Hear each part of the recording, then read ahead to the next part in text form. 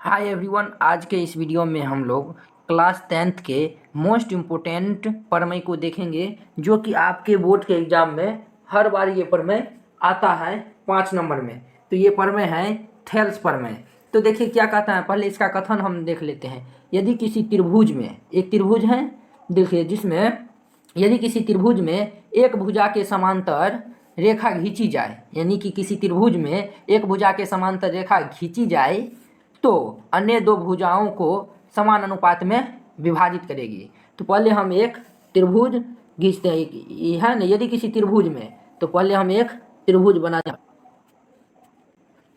बना लिए। यदि किसी त्रिभुज में, इसका नाम दे दीजिए ए बी सी। यदि किसी त्रिभुज में एक भुजा के समांतर, तो हम मान लेते हैं बी सी की समांतर रेखा खींची जाए, यानी कि बी सी के समांतर मान के चलिए ये हम भुजा ले लिए डी ई खींची जाए, तो अन्य दो भुजाओं को समान अनुपात में विभाजित करेगी। यानी कि कहने का मतलब ए डी बटे डी बी और ए ई बटे ई सी ये विभाजित करेगा। तो चलिए हम इसको बनाते हैं, यानी कि सिद्ध करते हैं। तो पहले दिया हुआ है उसको हम पहले लिख लेंगे, यानी कि दिया है। देखिए क्या दिया हुआ है, यानी कि डी ई समांतर बी सी, डी ई समांतर बी सी, डी समांतर बी सी हमें दिया हुआ है। और हमें सिद्ध करना क्या है, सिद्ध करना है ए डी बटे डी बी, है ना। अन्य दो भुजाओं को समान अनुपात में विभाजित करता है, यानी कि ए डी बटे डी बी बराबर ए ई बटे ई सी। ठीक है, ए डी बटे डी बी बराबर ए ई बटे ई सी, ये हमें सिद्ध करने के लिए कहता है। तो चलिए अब हम इसमें रचना करते हैं। पहले आप भी इसको 3-4 स्टेप में बनाइएगा। पहले जो दिया हुआ है उसको लिख लेंगे, सिद्ध करना है उसको लिख लेंगे। अब देखिए रचना में बी को ई से मिला दीजिए, बी को ई से मिला दिए, और सी को ई से मिला, सी को डी से मिला दीजिए। यहाँ पर हम लिख देंगे बी को ई तथा सी को डी से मिलाया। ठीक है, इतना तक आप लोग समझ गए होंगे। अब देखिए हम ए ई को आधार मान के इस पर हम लंब देते हैं। तो देखिए, और ए डी को हम आधार मान के इस पे हम लंब देंगे, यानी ए बी या आप ए सी को आधार मान के लंब देंगे। ठीक है, तो देखिए हम इसको ए बी को आधार मानते हुए यहाँ पर लंब दे दिए एम। ठीक है, और देखिए ए सी को हम आधार मानते हुए यहाँ पर हम लंब दे दिए एन। ठीक है, इतना तक आप लोग समझ गए होंगे। तो चलिए हम यहाँ पे लिख देते हैं, और डी एम लंब ए सी तथा ई एन लंब ए बी पर डाला। इतना तक आप लोग लिख लीजिएगा। ठीक है, चलिए अब हम इसको सिद्ध करते हैं, यानी कि अब लिखिएगा प्रमाण, या फिर आप उत्पत्ति भी लिख सकते हैं। ठीक है, तो देखिए अब देखिए हम एक त्रिभुज ए डी ई लेंगे। ठीक है, और त्रिभुज लेंगे डी ई बी, यानी कि चूंकि त्रिभुज ए डी ई तथा त्रिभुज डी ई बी में ए डी ई तथा डी ई बी, हम ये दो त्रिभुज लिए। ठीक है, अब देखिए त्रिभुज ए डी ई का क्षेत्रफल, यानी कि एरिया ऑफ त्रिभुज ए डी ई का क्षेत्रफल बटे एरिया ऑफ त्रिभुज डी ई बी। एरिया का मतलब होता है क्षेत्रफल होता है। ठीक है, अब देखिए त्रिभुज ए डी ई, इसमें देखिए त्रिभुज का क्षेत्रफल क्या होता है, 1/2 गुने आधार। अब देखिए त्रिभुज ए डी ई में देखिए हम ए डी को आधार मानते हुए इसमें लंब डाले हुए हैं न, तो इसका आधार हो जाएगा ए डी।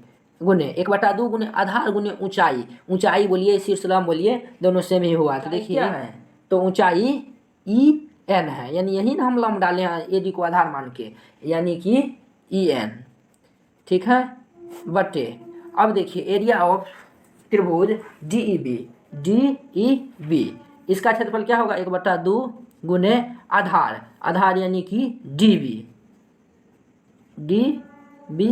गुने ऊंचाई, ऊंचाई देखिए हम EN पर हम लंब डाले हैं ना EN, तो ऊंचाई हमारा हो जाएगा EN। अब देखिए जो कटने वाला होगा उसको हम काट देंगे, तो देखिए ये सब कट गया, ठीक है। तो बचा हुआ है कितना AD बटे DB, ये बचा हुआ है, इसको हम समीकरण फर्स्ट मान लेंगे, इसको हम समीकरण फर्स्ट मान लेंगे। अब पुनः त्रिभुज ADE का क्षेत्रफल बटे त्रिभुज DEC का क्षेत्रफल, यहाँ पर लिख देंगे त्रिभुज ADE तथा त्रिभुज DEC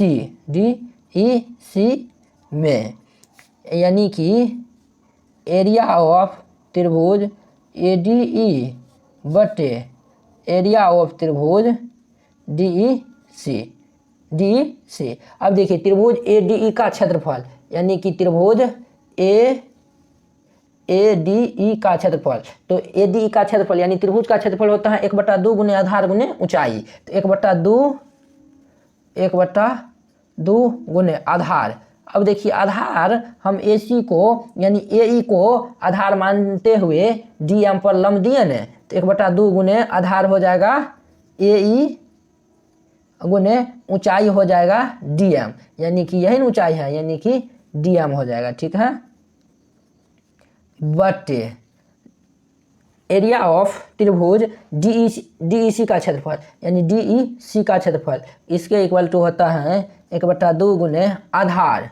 देखिए आधार हम EC होगा ना, यही ना आधार हुआ EC, मतलब EC यानी AC को हम आधार मानते हुए DM लंब डाले हैं, यानी कि आधार हो जाएगा हमारा EC गुने ऊंचाई, ऊंचाई देखिए ऊंचाई या शीर्षलंब यानी DMN होगा, तो DM हो गया, ठीक है। अब देखिए ये DM और DM कैंसिल, 1/2 और 1/2 कैंसिल, तो बचा कितना AE बटे EC, इसको समीकरण 2 मान लीजिए। अब देखिए एरिया ऑफ त्रिभुज ADE और एरिया ऑफ त्रिभुज ADE, ये देखिए ऊपर में ये और ये सेम है, नीचे में देखिए एरिया ऑफ त्रिभुज DEB और एरिया ऑफ त्रिभुज DEC। अब चलिए फिगर में समझते हैं इसको, एरिया ऑफ त्रिभुज DEB ब्लर कर देते हैं, तो देखिए ये हुआ एरिया ऑफ त्रिभुज DEB, और देखिए नीचे में देखिए एरिया ऑफ त्रिभुज DEC है, यानी कि DEC,